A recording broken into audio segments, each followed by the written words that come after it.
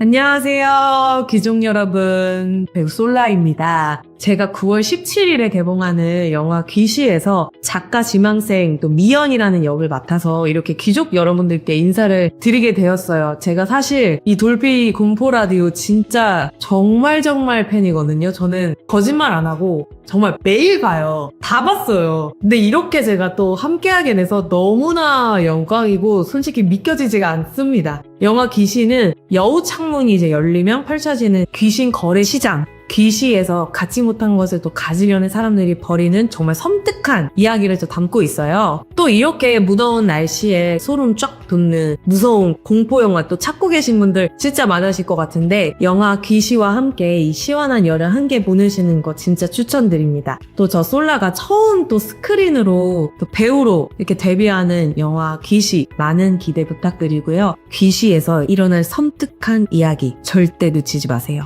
렛츠가 귀시입니다.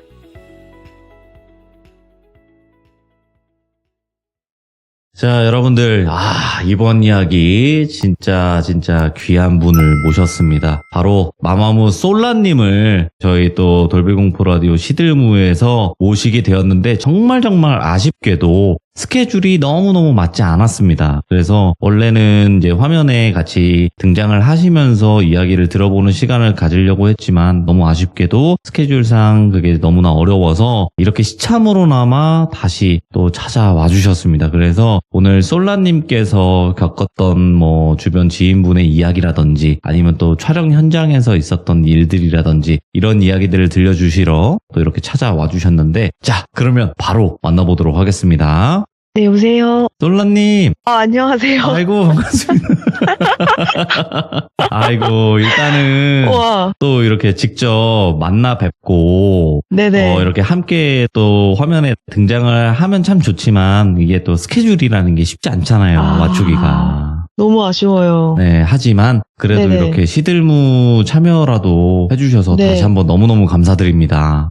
제가 감사합니다. 진짜, 아이고. 저 돌비 공포 라디오 진짜 네. 너무 팬이고, 네네네. 저 진짜 이게 어떻게 들리실지 모르겠지만, 저 진짜 예. 매일 보거든요, 저는. 정말이에요. 정말 매일 보고. 근데 솔라님, 제가 네. 누군지는 말을 안 하겠지만 어떤 분이 솔라님이 많이 듣는다고 저한테 얘기를 해주신 적이 있어요. 진짜요? 네, 근데 제가 진짜예요? 너무 감사하다 하고 넘어갔었는데, 역시 또 인연이 되려니까 이렇게 또 솔라님의 정말. 이야기를 들어볼 수 있지 않나 생각이 듭니다. 진짜 너무 좋아합니다. 제가 네. 진짜 이 시들무가 없으면 제가 잠을 못 자요. 정말이에요. 진짜로. 너무 감사합니다. 네. 아, 자, 그래도 오늘 마마무 솔라님께서 이렇게 자리에 와주셨는데, 일단은 그 소식을 들었어요, 솔라님. 네네. 공포영화 출연하신다고? 맞아요. 네. 제가 처음으로 이렇게 좀 스크린 데뷔를 하게 됐는데. 너무 이번에 축하드립니다, 진짜로. 감사합니다. 야, 게다가 공포야. 맞아요. 제가 또 장르가. 공포를 너무 좋아하는데, 또 첫 시작이 이렇게 공포 영화로 데뷔를 할 수 있게 돼서 저도 너무 설렙니다. 야, 또 데뷔작에 그것도 공포 영화인데 너무너무 기대가 되고, 진짜 짧게나마라도 저희 귀족님들께 한번 소개해 주시면 좋을 것 같아요. 제가 이번에 처음 찍게 된 영화는 이제 귀시라고 해서. 귀시? 예. 네, 영화 제목이 귀시고요. 이게 귀신을 사고 파는 시장이라고 해가지고, 예. 이게 매일 이제 밤에 귀신을 사고 파는 시장이 열린다. 이런 약간 좀 되게 신선하면서 좀 독특한 그런 세계관을 가진 그런 공포 영화예요. 와, 귀신을 사고 파는 시장. 귀신을 네. 사고 파는 사람들이 있는 건 알아요. 저희 시들무에서도 그런 내용들이 나온 적은 있는데 너무 알죠. 기대가 되네요, 진짜. 네, 진짜 기대 많이 해주셔도 좋을 것 이야, 같습니다. 알겠습니다. 자, 그러면 마마무 솔라님께서 나오신 영화고, 또 솔라님께서 귀족이시라는 걸 또 밝혀주셨으니 저희는 또 함께 할 수밖에 없지 않겠습니까? 네, 알겠습니다. 자, 그런데 오늘 들려주실 이야기가 두 가지인데, 하나는 지인분의 이야기고 하나는 솔라님이 겪으신 이야기일까요? 하나는 영화 촬영 이번에 하면서 겪게 또 된 있었구나. 이야기입니다. 오, 네네네. 알겠습니다. 귀한 이야기죠, 이런 거. 자, 그러면 바로 출발을 해보도록 할 건데, 아시죠? 외쳐보도록 하겠습니다. 네, 드디어 솔라님과도 외쳐봅니다. 렛츠가! 네. 길이십니다. 마마무 솔라예요.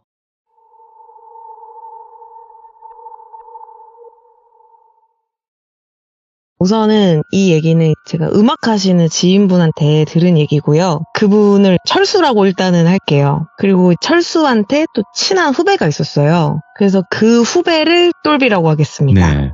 그 당시에 음악하는 사람들 사이에서 좀 좋은 차를 사는 게 되게 유행이었대요. 오, 예. 그래서 어느 날 이제 철수가 똘비를 오랜만에 만났는데 똘비가 차를 샀다고 자랑을 막 하더래요. 저는 근데 차를 잘은 모르지만 듣기로 그 차가 뭐 속도가 또 굉장히 빠른 고성능 스포츠 세단이라고 하더라고요. 아무튼 똘비가 철수 선배한테 형 제가 차 샀으니까 차 한번 태워드리겠다 이러면서 자랑을 하면서 시승을 시켜줬대요. 네. 근데 정말 굉장히 빠른 속도로 막 달린 거예요. 아무래도 이제 차가 좀 잘 나가니까 그 잘 나간다는 거를 조금 보여주고 싶었었나 봐요. 네. 그래서 이제 철수가 조금 거칠고 이제 위험하다라는 생각이 좀 살짝 들었는데 그렇게 시승이 맞춰지고 철수와 똘비가 헤어지게 됐습니다. 그러고서 한 3개월 정도가 흘러요. 3개월 후에 둘이 오랜만에 만났는데 똘비가 차가 바뀐 거예요. 그래서 철수가 똘비한테 물어봤대요. 아무래도 선배니까 좀 잔소리를 한 거죠. 네 3개월밖에 안 됐는데 차를 왜 바꿨냐. 차는 이제 빨리 팔면은 손해인데 왜 팔았냐 막 하면서 막 뭐라고 한 거예요. 그랬더니 똘비가 근데 형 제가 팔 수밖에 없는 사정이 있었습니다. 제가 얘기 안 했었나요? 하면서 얘기를 해주더래요. 예. 이제부터 똘비 시점으로 한번 가보도록 하겠습니다. 어느 날 똘비가 자고 있었는데 남자 3명이 방으로 들어오더래요. 근데 그 중간에 있던 남자의 인상착의가 갓을 쓰고 우통을 벗고 있었대요. 뭐야 이건 또. 예. 근데 그 사람이 뭔가 좀 대장처럼 보였다고 하더라고요. 근데 이제 똘비가 누운 시점에서 그 사람들을 보고 있었는데 그 3명 중에 그 대장이 자기한테 이렇게 걸어오더래요. 걸어와서 자기가 누워있는 그 모습 그대로 똑같이 포개져서 자기 위에 눕더래요. 근데 그게 너무 무서워서 그렇게 잠이 깼대요. 그래서 일어나서 이상하다 이거 왜 이런 꿈을 꿨지 하면서 너무 소름이 돋았다고 하더라고요. 그렇게 며칠이 지나고 평상시에 좀 연락을 잘 하지 않던 후배가 갑자기 이제 연락이 온 거예요. 예. 근데 그 후배한테 연락이 온 거 자체가 이상한 게 거의 연락을 안 하고 연락이 오면은 얘가 왜 연락했지 할 정도로 정말 가깝지 않은 사이였대요. 근데 아무튼 연락이 와서 갑자기 다짜고짜 형 괜찮으세요? 하면서 연락이 온 거예요. 그래서 똘비가 왜 그래 갑자기 하면서 하니까 후배가 제가 너무 이상한 꿈을 꿨다고. 그래서 도대체 무슨 꿈을 꿨냐 그러니까 이분들이 음악을 하시는 분들이다 보니까 보통 작업실이 있어요. 다 작업실이 한 곳에 모여 있는데 네. 뭐 각각 똘비방 뭐 철수방 이렇게 방이 있어요. 근데 이 후배가 꿈에서 오랜만에 똘비 작업실에 놀러 왔대요. 놀러 가서 똘비 작업실 방문을 딱 열었는데 똘비가 그 작업실에서 누워 있는데 하얀 천이 머리 끝까지 덮여 있더래요. 그 보관소에서 이렇게 죽은 사람처럼. 그래서 너무 이제 섬뜩하고 좀 걱정이 돼서 전화를 했다고 하더라고요. 근데 이제 똘비가 자기도 며칠 전에 좀 이상한 꿈을 꿨잖아요. 그래서 근데 오늘 정말 친하지도 않은 후배한테 또 이런 연락까지 오니까 너무 걱정이 되고 또 고민을 하다가 무당을 찾아간 거예요. 근데 찾아갔는데 무당이 딱 자기가 들어가자마자 똘비를 보더니 귀를 막 긁더래요. 귀를 막 긁으면서 귀에서 막 윙윙 소리 나 시끄러워 막 이러더래요. 예? 그래서 아니 도대체 무슨 일이 있었던 거냐, 최근에 뭘 한 거냐 하면서 그 무당분이 막 질문을 한 거예요. 그 말을 듣고 똘비가 제가 최근에 차를 샀다고 했더니 그 무당분이 너 그 차 빨리 팔으라고, 너 그 차 때문에 죽는다고, 당장 팔으라고 그랬다는 거예요. 오, 예? 그래서 결국에는 똘비가 바로 그 차를 팔고 나중에는 굿까지 했다고 하더라고요. 그래서 3개월 만에 바꾼 거구나. 네, 그래서 차를 급하게 이제 바꾸게 된 계기가 됐다 하면서 얘기를 들은 게 있어서 그러면 작지만 한번 그게 왜 그렇게 됐는지 그 무당이 얘기해 주진 않았나 보네요. 그 자세한 얘기는 이제 저도 못 들었는데 철수한테 얘기를 들어보니까 이제 똘비가 엄청 위험하게 운전을 했었대요. 그래서 진짜 얘 왜 이렇게 운전하지 할 정도로 했는데 결국에는 뭔가 그 무당분이 하신 얘기를 들으면은 진짜 만약에 안 바꿨으면 정말 큰일이 났을 수도 있지 않았을까라는 생각이 들더라고요. 들어보니까 조금 유추해보면 네. 그 차량을 중고로 네. 사신 건가요?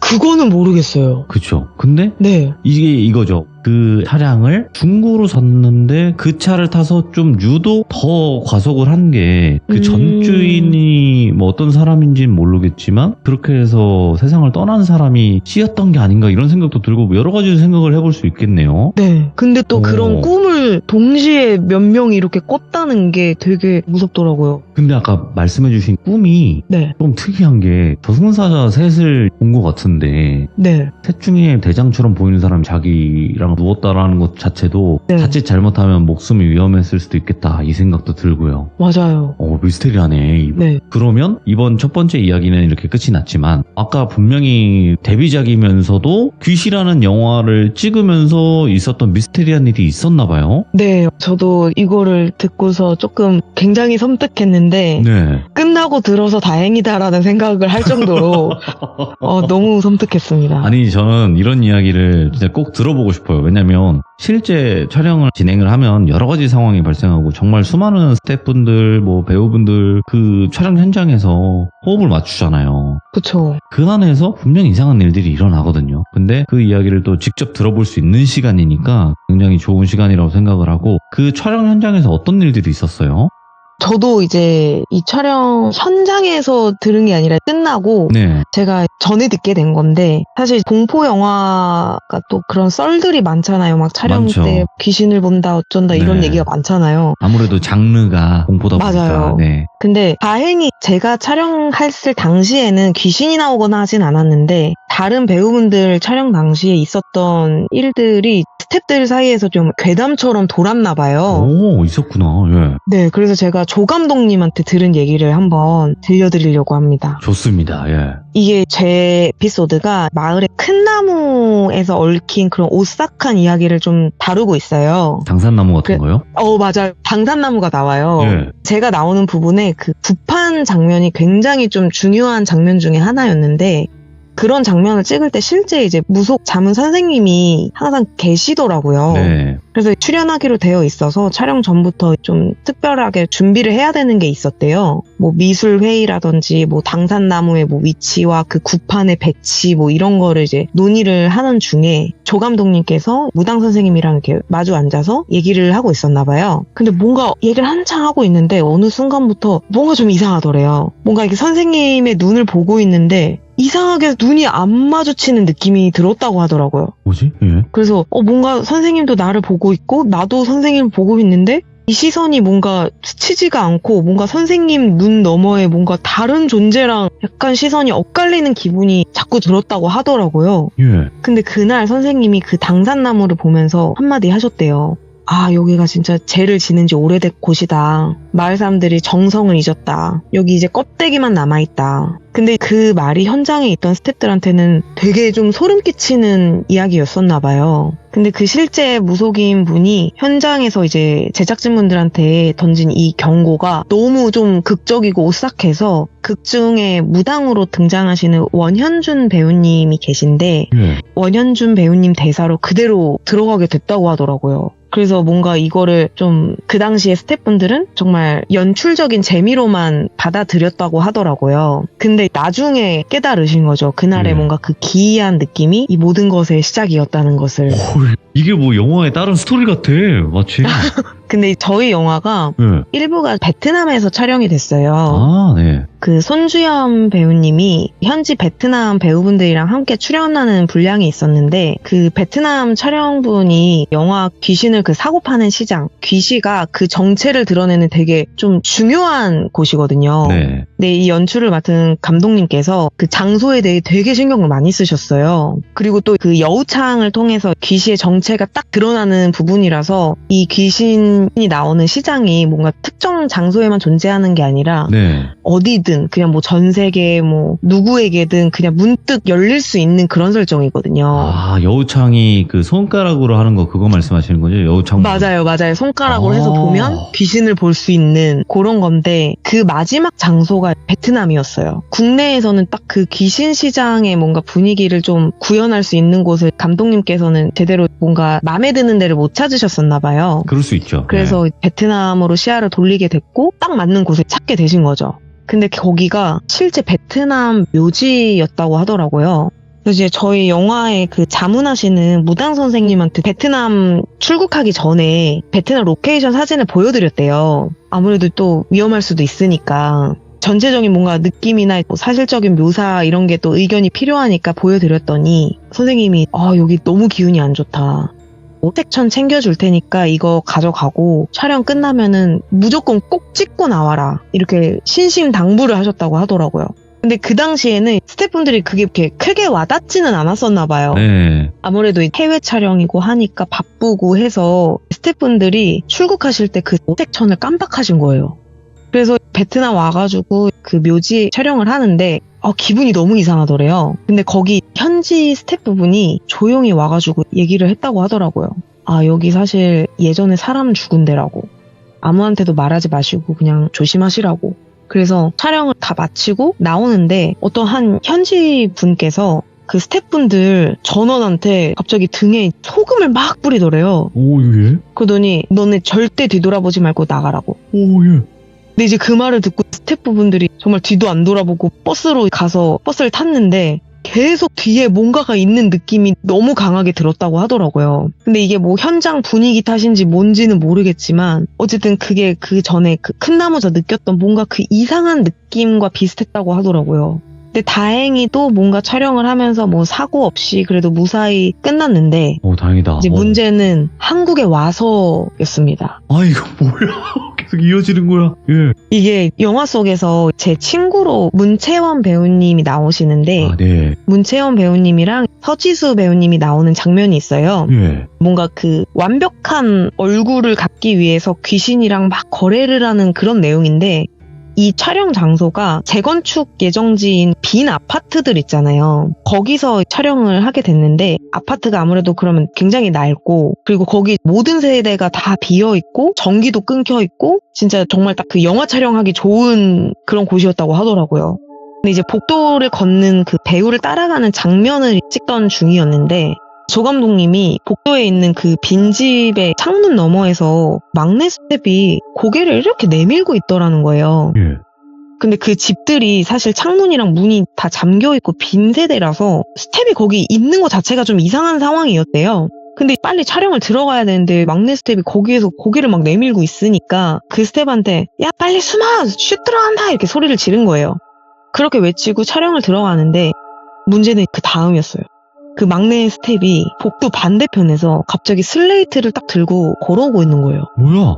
그래서 급하게 그 스텝이 봤던 세대를 확인을 했는데 창문이 나사로 아예 고정이 돼 있고 현관문이 그냥 잠겨 있고 정말 그 안에 누군가 사람이 있을 수가 없는 곳이었대요. 그래서 보고도 너무 믿기지가 않아가지고 조 감독님이 그날 밤에 혹시나 하는 마음에 그 촬영문을 계속 돌려봤다고 하더라고요.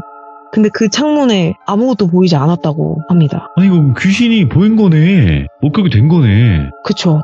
이게 그러니까 촬영이 굉장히 뭐 바쁘고 정신없이 돌아가는 가지만 네, 제가 봤을 때는 어쨌든 귀신을 주제로 한 영화잖아요. 맞아요. 그러니까 그런 지역을 찾아다니게 되고 그런 환경을 찾아다니게 되고 그러면 분명히 그런 일들이 한 번, 두 번씩은 있을 것 같다라는 생각이 들었는데 역시 있었구나. 맞아요. 저도 몰랐었는데 예. 아무래도 이제 촬영하면서 귀신을 부르는 그런 말도 하고 그렇죠. 구판도 어쨌든 이게 진짜는 아니지만 정말 막 행위를 하니까 이게 어쩔 수 없이 뭔가 좀 귀신이 나타나기 좀 쉬운 상황을 계속 조성을 할 수밖에 없더라고요. 어쩔 수가 없지, 확실히. 그리고 아까 초반쯤에 말씀해 주셨던 게, 여기 죄를 지낸 지 오래됐네. 마을 사람들이 정성을 잊었다. 네. 여기는 이제 껍데기만 남았다. 이런 게, 그 당산나무나 이런 데 보면 성황신들이 있잖아요. 맞아요. 그 성황신이 없는 거예요, 그 마을에. 네, 맞아요. 그 무당 선생님께서 그렇게 얘기를 하셨다고 하니까 사실 그거를 저한테는 촬영할 때는 얘기를 안 해주셨어요. 혹시나 네. 무서워할까봐. 와, 근데 끝나고 들으니까 너무 무섭더라고요. 근데 이게 왜 무섭냐면 또 시들무에서도 나오긴 했지만 빈 껍데기잖아요. 그 성왕신이 있던 자리가 네. 거기에 다른 게 들어와요. 그래서 아, 이제 그 신노릇을 하거나 주변에 있는 귀신들 잡아먹거나 막 이런 악귀로 커질 아. 가능성이 있어서 아, 이게 예전에는 우리가 옛날 사람들 같은 경우에는 나무에다 빌었잖아요. 힘을 줬잖아요, 맞아요. 계속. 근데 지금은 다 도시로 떠나면서 그런 인력이 없잖아요, 사실상. 그쵸. 그러니까 힘을 잇는 거죠. 아, 산신도 마찬가지고 그렇다고 하더라고요. 야, 어. 또 이런 일이 있었구나. 또 궁금한 점이 하나 있는 게 혹시 네. 솔라님은 귀신을 보신 적이 없으세요? 저는 네. 없어요. 저는 이런 귀신 얘기, 막 공포 영화 이런 거 너무 좋아하거든요. 좋아는 하는데 경험을 저- 해본 적이 없구나. 맞아요. 좋아는 하는데 한 번도 본 적이 없는 거예요. 예.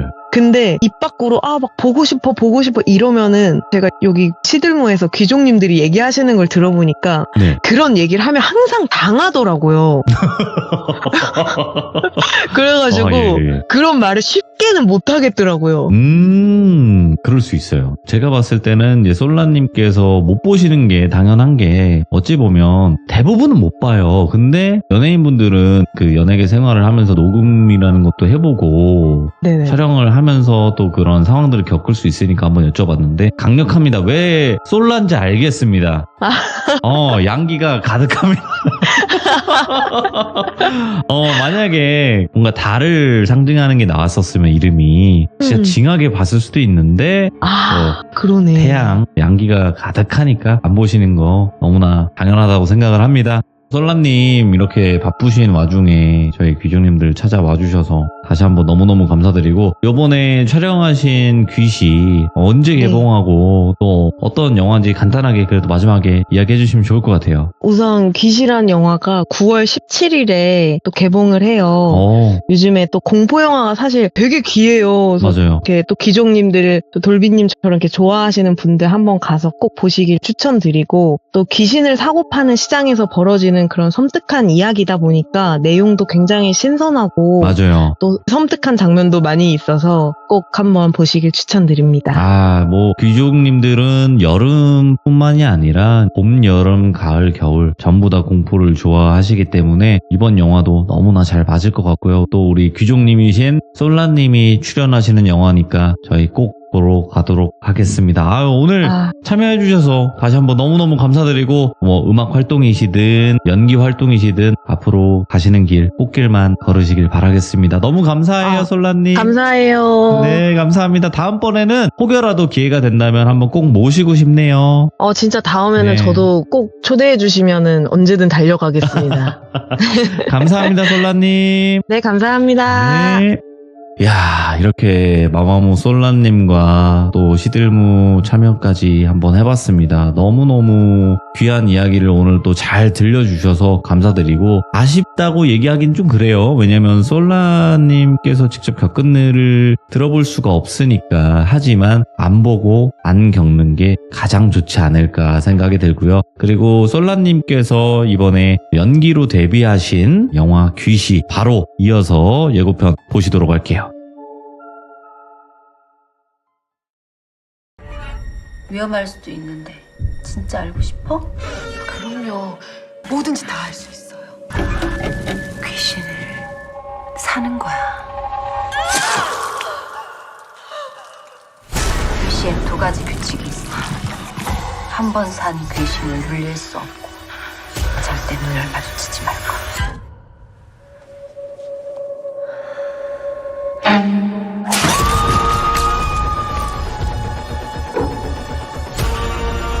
뭐야 저거?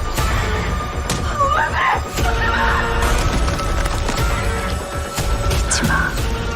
얼마나 간절한 마음으로 그곳에 갔는지.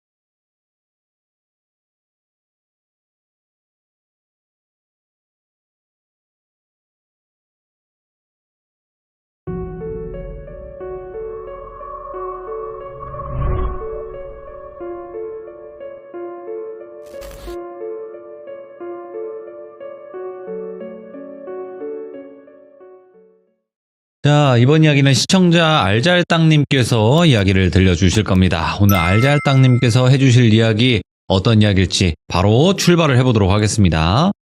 네, 여보세요? 안녕하세요, 알잘땅님. 네, 안녕하세요. 네, 반갑습니다. 자, 오늘 알잘땅님께서 이렇게 찾아와 주셨고, 오늘 해주실 이야기가 어떤 이야기일지 간단하게 조금만 소개해 주시면 좋을 것 같아요. 제가 지금 간호사로 일하고 있는데, 오, 예. 제가 지금 요양병원에서 일하고 있어요. 아, 제가 밤에 들려선 안 되는 소리를 들은 게 있어서 오. 오늘 그 이야기 한번 해보려고 합니다. 알겠습니다. 그러면 살짝쿵의 직업교담 비슷한 식으로 될 것 같은데 어떤 이야기인지는 같이 한번 들어보도록 할게요. 렛츠가! 기리십니다. 알잘딱이에요!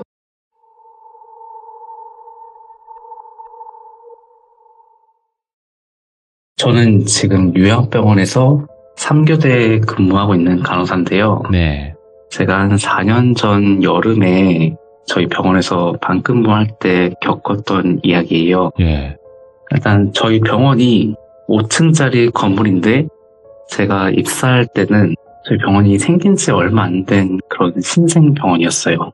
그래서 다른 병원은 안 그럴 텐데 저희 병원은 제가 있던 2층이랑 네. 그리고 3층은 중환자실이고 4층 해서 제가 2층이랑 4층을 둘 다 봐야 했어요. 오. 2층에는 환자가 거의 다 찬 상태였었고 4층은 전체 한 10% 정도만 네. 병동이 차 있는 상태여서 직원들이 상주하고 있었는데 이제 밤에는 직원이 따로 상주하지 않아서 저희가 같이 봐야 하는 상황이었거든요. 근데 저희 병원 구조가 정말 이상하고 독특하다고 생각이 들어요. 제가 여러 병원을 가봤지만 저희 병원처럼 좀 동선이 이렇게 긴 병원은 제가 처음이에요. 오, 그려주신 거 보니까 복잡하긴 하네요. 네, 이게 처음에 엘리베이터에서 내리면은 간호사실이 보이고 간호사실 등지고 왼쪽에는 1, 2, 3, 4, 5 해가지고 5개의 병실이 있어요. 네. 그리고 목욕실이 또 있고 또 저희 간호사실을 등지고 앞으로 갔다가 오른쪽을 꺾으면은 거기 또 휴게실이 있고 거기서 왼쪽으로 쭉 꺾으면은 또 병실 나머지 한 8개 정도가 있었어요. 이제 저희가 라운딩을 돌아야 되는데 네. 이게 라운딩이 뭐냐면은 저희가 이제 인계를 받고 이 인계 내용이 맞는지 그리고 환자분들은 잘 계시는지 네. 뭐 주무시는지 이런 거를 저희가 돌면서 확인하는 거예요. 체크하는 내용인데 네. 요양병원 특성상 저희가 거의 다 누워 계시는 분들밖에 안 계세요. 네. 한 병동에 돌아다니는 분들 해봤자 10분이 채 안 되는데 제가 그날도 이제 인계를 받고 나서 저희가 나이트는 간호사 1명에 조무사 1명 이렇게 딱 2명이서 근무를 했어요. 제가 인계를 받고 1호실부터 이제 후레쉬 하나만 딱 들고 네. 첫 번째 병실부터 드르륵 하고 환자분들 잘 주무시는지 뭐 문제 없는지 이렇게 살펴보거든요. 여름이다 보니까 에어컨이 켜져 있어가지고 혹시나 창문이 열려 있으면은 에어컨 바람이 밖으로 새니까 네. 이제 열려 있으면 닫고 제가 이제 복도랑 통하는 문도 이렇게 닫고 나왔어요. 예. 그렇게 첫 번째, 두 번째 병실을 가고 세 번째 병실을 둘러보는데 이 세 번째 병실이 유독 다른 병실보다 조금 추워요. 예. 약간 구조상 음지가 좀 껴있기도 하고 빛이 잘 안 그리고 들어오구나. 배수관이 지나가는 소리도 들리고 오. 그러다 보니까 이상하게 그쪽에는 좀 돌아가시는 분들이 조금 많았어요. 어이구, 예. 자리를 좀 타는 느낌이었는데 첫 번째 이제 계시던 분이 시간이 좀 지나서 컨디션이 안 좋아져가지고 다른 병원으로 가시거나 아니면 돌아가시는 상황이 발생해서 다른 분이 그 자리로 다시 오셨거든요. 네. 근데 그분이 또 얼마 안 돼서 또 상태가 안 좋아지고 또 다른 병원 보내고 그리고 또 다른 분이 또 오셨어요. 이번에 좀 건강하신 분. 근데 그분이 갑자기 혈당이 막 떨어지기 시작하면서 그렇게 돌아가셨었거든요. 일단은 그 병실이 조금 저희도 환자분들이 좀 잘 돌아가시는 것 같다. 그래서 거기를 저희가 일부러 비워놓기도 했었어요. 아, 예. 그래서 그 3병실을 돌고 4병실을 돌고 이제 제가 5로 가려고 하는데 갑자기 뒤에서 엄마 하는 소리가 들리는 거예요. 이게 한 4, 5살짜리 여자의 목소리인데 예. 저희 병원 위치가 아파트 단지랑 좀 가깝기도 해서 어떻게 보면은 밖에서 가족끼리 뭐 돌아다니는 그런 목소리이지 않을까라는 생각도 들었었거든요. 근데 그때 여름이어서 제가 밖에 있는 문이랑 복도로 통하는 문이랑 다 닫아놓은 상태였었고, 예. 그리고 만약에 밖에서 들리는 거면은 약간 그 벽을 거쳐서 들리기 때문에 소리가 좀 작아져서 들리는 게 있잖아요. 그럼요. 걸러질 근데 텐데. 제 바로 뒤에서 엄마라고 부르는 소리가 딱 들리니까 너무 무서운 거예요. 움직이지도 못하겠고, 예. 뭐 5만 가지 생각이 다 들면서 어떡하지 하고 있었어요. 그래서 그 소리를 어떡하지? 뭐 이렇게 생각하고 있다가 바로 앞에 간호사실이니까 네. 그냥 빨리 걸어가자 하면서 걸어가면서 뒤를 돌아봤는데 아무것도 없더라고요. 그래서 제가 나머지 병실도 다 돌고 이제 4층을 갈 차례였어요. 예. 저희가 엘리베이터가 2대가 있는데 우측 엘리베이터는 눌렀는데 이게 안 내려오더라고요. 그래서 왼쪽 엘리베이터를 잡아서 도착을 했는데 이것도 문이 안 열리는 거예요. 예. 원래는 도착을 하면은 2층이면 2층입니다 라고 멘트도 뜨는데 그 멘트도 없고 그냥 조용히 있다가 문이 서서히 열리는 거예요. 예. 그래서 처음엔 이거 탈까 말까 고민을 많이 하다가 계단으로 가는 것도 무섭고 아까 그 엄마라고 들리는 목소리도 있어서 일단 탔어요. 타고 4층을 누르고 기다리는데도 문이 안 열리는 거예요. 그렇게 한 3, 4초 정도 지났는데 문이 열리길래 제가 그냥 내렸어요. 내리면은 온 병동이 다 불이 꺼져 있어서 복도 끝이 안 보이고 그냥 비상계단만 보이거든요. 그래서 제가 프레쉬를 꺼내가지고 네.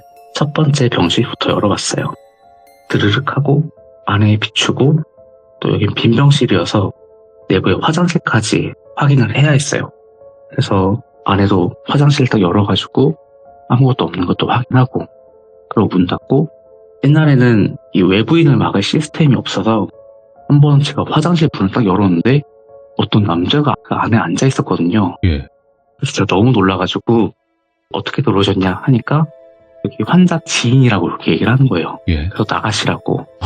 예. 그런 적이 있어서 저희가 화장실 안쪽까지 다 확인을 했었어요. 네. 1호, 2호, 3호 그리고 아까 제가 들었던 그 4호 앞에까지 병실을 다 돌고 이제 5호가 이 4층의 5호는 저희가 임종실로 사용을 했어요. 그래서 이제 곧 돌아가실 것 같은 분들을 거기다 모셔서 가족분들이랑 이렇게 임종할 수 있게끔 쓰는 병실이었는데 유난히 거기가 좀 춥더라고요. 그 자리는 햇볕이 잘 드는 자리인데도 좀 추워가지고 오늘 너무 기분이 쎄하다 이런 느낌이 들고 오늘 라운드 어떻게 하지? 이 생각만 계속 하고 있었어요. 그러다가 이제 뒷방이랑 다 돌고 다시 내려가야 되는데 아까 엘리베이터가 또 그 문제가 있었던 것 때문에 또 이거 타기가 많이 망설여지더라고요. 예. 그래서 일단은 엘리베이터 잡아 타고 딱 문을 열었는데 문이 덜커덩 하면서 딱 열리는 거예요. 그리고 와서 2층을 눌렀더니 2층에 딱 도착해가지고 문이 열려야 되는데 또 문이 안 열리는 거예요. 예. 그렇게 한 5초 정도 있다가 문이 덜커덩 하면서 열리길래 또 무서우니까 잽싸게 내렸어요. 그리고 이제 뒤돌아보니까 문이 계속 열려있더라고요. 그래서 오늘 진짜 이상한 날이다. 오. 그러면서 그냥 간호사실로 들어왔거든요. 그냥 들어와가지고 제가 업무를 보고 있는데 갑자기 문이 딱 닫히더니 10,000원 이렇게 딱 뜨는 거예요. 저희가 간호사실이 바로 엘리베이터 앞이어서 그 엘리베이터를 볼 수 있었거든요. 여태까지도 제가 그때 나이트를 하면서도 한 번도 그런 적이 없다가 그날 몰아서 그런 일이 있으니까 더 무섭더라고요. 그래서 앉아서 차팅도 넣고 이제 할 일을 하고 있는데 1시간 정도 지났을 쯤에 그때가 거의 1시 정도 다 된 시간이었어요. 예. 왼쪽 병실에서 갑자기 드르륵 하면서 문 열리는 소리가 들리더라고요. 그러더니 저벅탁 저벅탁 이런 소리가 들리길래 간병인은 아니고 환자 같아서 제가 복도로 나가봤어요. 네. 그랬더니 어떤 할아버지가 이제 이쪽으로 나오고 계시더라고요. 저희 환자분이시고 근데 이분이 그 시절에 대학도 나오시고 약간의 치매기가 있긴 했는데 그래도 매일같이 일기도 쓰는 분이었어요. 안 주무시고 왜 나오세요? 라고 했더니 할아버지가 그만 꼬마애가 할아버지 살려주세요 라고 하고 도망갔는데 뭐야? 혹시 못 봤어? 이렇게 얘기를 하시는 거예요. 예. 그래서 꼬마예요? 할아버지 여기는 꼬마애들 없어요? 라고 했더니 아니라고 내가 누워있는데 한 5살짜리 꼬마애가 할아버지 살려주세요 이러고 도망갔다는 거예요. 그래서 금방 이쪽으로 나갔는데 혹시 자네가 못 봤냐고 이렇게 말씀하시더라고요. 아까 제가 들은 소리도 있고 해서 혹시 이게 그건가? 라고 생각이 들었는데 할아버지가 너무 강경하게 꼭 병실 다 돌아야겠대요. 예. 그래서 할아버지랑 지팡이 막 짚으면서 온 병실 다 돌았어요. 그런데도 애가 없으니까 할아버지가 휴게실에 앉으시면서 이상하다고, 내가 미친 건가? 내가 치매가 걸렸나? 분명히 애가 할아버지 살려달라고 했는데 내가 잘못 들을 일이 없다. 예. 그러시더라고요. 그래서 일단은 들어가셔라. 밖에서 애가 이게 뭐 말할 수도 있는 거니까 일단 들어가시라 해가지고 들어가셨거든요. 그리고 일단 그날은 그렇게 끝났어요. 예. 그래서 좀 시간이 지나고 저희 같이 일했던 선생님 중에 한 분이 병원 근처에 있는 집에서 좀 오래 사셨거든요. 예. 그래서 제가 옛날에 이런 일을 겪었어요 라고 얘기를 하는데 그 선생님이 그쪽에 옛날에 이 병원이 소아과랑 청소년과가 있었대요. 근데 거기에서 의료사고가 터지면서 예. 아기가 죽었고 그 부모가 이 병원 상대로 소송을 해가지고 이 병원이 망했다라고 하는 거예요. 근데 이 건물이 제가 중학생 때도 이 건물이 있던 걸 기억을 해요. 그때는 길도 잘 안 나 있었고 조금 제가 살던 도시가 그때는 약간 이제 개발 중인 단계여서 좀 외져 있었거든요. 그래서 그 건물이 오랫동안 공실이었고 이제 소아과가 들어왔는데 의료사고가 터지면서 예. 이제 그 병원이 저희 병원에 들어오기 전까지 한 4년 이상 공실이었어요. 그래서 저희 병원에 들어왔던 거였고 오. 저는 이거를 처음에는 안 믿었죠. 예. 무슨 소아과가 있었냐 여기 제가 한 번도 못 봤다 이렇게 얘기하니까 저쪽 끝에 계단에 가시면은 애기용품 파는 그 스티커가 아직 붙어있다 예. 라고 하시는 거예요. 그래서 제가 퇴근길에 계단으로 가면서 보니까 정말 그 스티커가 붙어있더라고요. 애기용품들 파면은 아가방 이런 거 보면은 이렇게 스티커 붙여놓잖아요. 예. 그런 것도 있었고 그리고 제가 1층에서 엘리베이터 기다리다가 문득을 돌려서 봤는데 그 소아과라고 간판을 붙였다가 뜯으면은 그 자국이 남잖아요. 스티커 네. 자국이. 그게 딱 붙어있더라고요. 그래서 아 진짜 여기가 소아과가 맞았구나 예. 이 생각이 들었었어요. 일단은 제가 처음에 겪었던 얘기는 이 정도까지고요. 예. 제가 저번 달 19일에 2가지를 1시간 만에 겪은 얘기가 하나 더 있어요. 오, 또 있으시구만. 예. 제가 흔히 말해서 똥촉이라고 하는데 촉이랄 게 정말 없어요. 예. 근데 병원에서 근무하고부터 이상한 촉이 나타나더라고요. 오. 예를 들면은 제가 인계를 다 받고 라운딩을 가려고 이제 병실 앞에 딱 서면은 가끔씩 쎄한 느낌이 막 들더라고요. 그 강도가 좀 어느 정도냐의 차이인데 네. 정말 이 느낌이 쎄하게 들 때는 환자분이 돌아가신 적도 있어요. 상황이 안 좋아지다가 이게 컨디션이 안 좋아지다가 뭐 돌아가실 것 같다 이런 게 아니라 네. 갑자기 새벽에 급사하시는 분들 이런 분들이 몇 분 계셨어요. 제가 네. 느낌이 쎄하다고 할 때.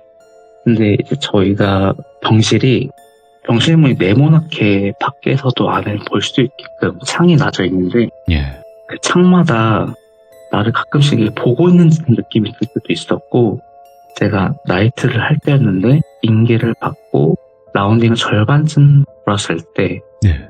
갑자기 싼 느낌이 딱 들더라고요. 강하게는 아닌데 약간 거슬릴 정도여서 오늘 라운딩을 조금 자주 돌아야겠다 약간 이 생각도 있었고 그냥 뭐 엄청 심한 건 아닌데 거슬릴 정도니까 뭐 라운딩 걸고 그냥 와야겠다 이 생각이 들어서 간호사실에서 저 혼자 파팅을 넣고 있었어요. 넣고 있다가 갑자기 화장실에 가고 싶더라고요. 근데 이상하게 저희 층에는 직원 화장실이 없어요. 저희 층에 다른 층엔 다 있는데 그래서 저희가 화장실을 가려고 하면은 위층을 가야 돼요. 제가 지금 일하는 데는 4층인데 네. 그 위층의 5층은 병실이 없고 식당이랑 물리치료실이랑 그다음에 화장실 이렇게 있어요. 그래서 제가 화장실을 가려고 하면은 이제 계단이라든지 엘리베이터 타고 위에 올라가서 화장실 가야 되는데 예. 문을 열면 불이 다 꺼져 있어가지고 엄청 어두워요. 그래서 화장실을 좀 가기가 싫을 때가 있는데 제가 그날 볼일을 보고 나왔는데 갑자기 뒤에서 할머니가 옹알거리는 소리가 들리는 거예요. 너무 생각지도 못하게 그런 소리가 들리니까 예. 놀라가지고 그냥 계단으로 바로 뛰쳐내려왔거든요. 계단에서 뛰쳐내려와가지고 간호실에서 또 앉아있는데 어디서 들어본 목소리인 거예요. 그 웅알거리는 소리가. 예. 그래서 누구지 하고 있는데 제가 한 이틀 전에 저희 병실에서 돌아가신 분이 있거든요. 근데 그분이 마비여서 말씀을 잘 못하셨어요. 예. 그냥 막 으아 이렇게 말씀을 하시는 분이었는데 예. 제가 딱 그 소리를 들은 거예요. 갑자기 귓가에서 으아 이러는데 제가 깜짝 놀라가지고 바로 내려왔던 거예요. 그리고 너무 놀라니까 뭐 진정도 안 되고 어떻게 하지 막 계속 그냥 강사실에 서 있었어요.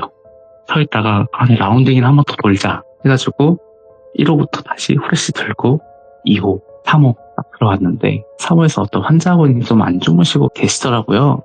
그래서 그 환자분을 이렇게 보고 있었는데 갑자기 뒤에서 막 웃음을 참는 소리가 들리더라고요.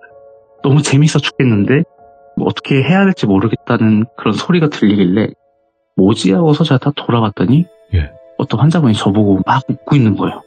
그러니까 저랑 이제 막 눈이 마주치니까 예. 갑자기 막 너무 재밌다는 듯이 박장대소를 하면서 저를 보며 웃고 계시더라고요. 근데 그분이 여태까지 한 번도 그런 적도 없었고 치매나 이런 것도 있는 분이 아니었어요. 그분은 정말 재활치료를 하러 오신 분이었고 갑자기 그렇게 막 웃으시니까 너무 놀라가지고 2, 3초 정도 그냥 후레쉬를 그분한테 비추고 가만히 있다가 물어봤어요. 예. 환자분 뭐가 그렇게 재밌으세요? 라고 물어보니까 그러니까 갑자기 그냥 꺽꺽대면서 웃으시더라고요. 왜 이러지? 갑자기 이분이 왜 이러지? 이상한 생각이 들면서 이제 무서워가지고 그냥 나왔어요. 예. 그리고 제가 이제 문을 닫으려고 천천히 문을 닫는데 그때까지 들리던 웃음소리가 문을 딱 닫으니까 딱 조용해지더라고요. 딱 그쳐버린 거죠. 제가 너무 소름 돋아가지고 살짝 문을 더 열어봤는데 다시 웃음소리가 안 들리고 그리고 나서 제가 다시 간호사실로 왔던 내용입니다. 아, 그 웃고 계신 분이 어떤 모습이었나요? 여자분이셨는데 예.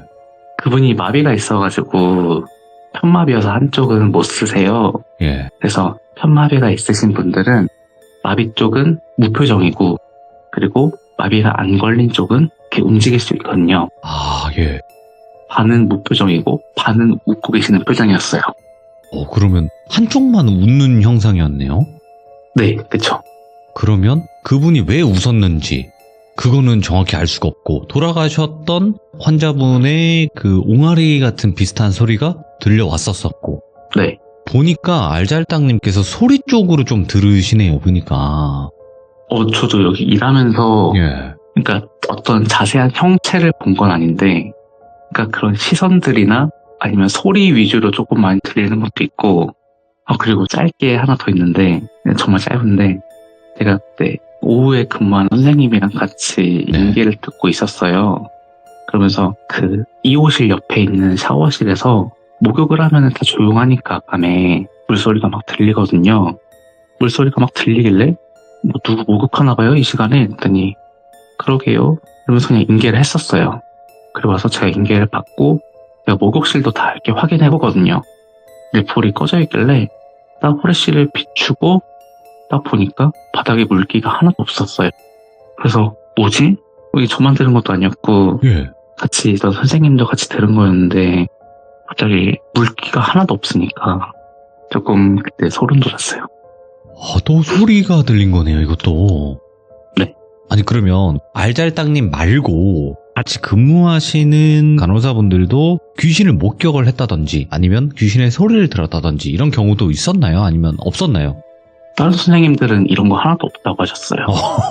그래서 제가 얘기했을 때 자기는 그런 소리 한 번도 들은 적 없다 그러시더라고요. 하기야 대부분의 분들은 귀신 얘기를 무서워하거든요. 특히나 이제 나이트라고 하나요? 그 나이트 할 때도 이제 혼자만 돌아다니셔야 되니까 병동을. 네. 그럼 얼마나 무서워요. 그때 생각이 나면. 그렇죠. 오늘 알잘딱님께서 이렇게 또 요양병원에서 근무하시면서 겪었던 또 소름 끼치는 이야기들을 들어봤는데 너무너무 이야기 잘 해주셨어요. 이게 떨리더라도 그래도 막상 해보니까 괜찮지 않으세요? 제가 여러 가지 다른 거 들었을 때는 네. 처음에 이렇게 네 이렇게 말씀해 주시다가 중간에 이게 쭉 이야기하게끔 하시는 것 같더라고요. 예. 근데 저도 그래서 그렇게 하시는 줄 알았는데 중간에 막 말씀을 하셨다고 하니까 저는 근데 하나도 못 들어가지고 잠깐만. 제 목소리가 안 들리는 상태에서 혼자 계속 얘기하셨던 거예요?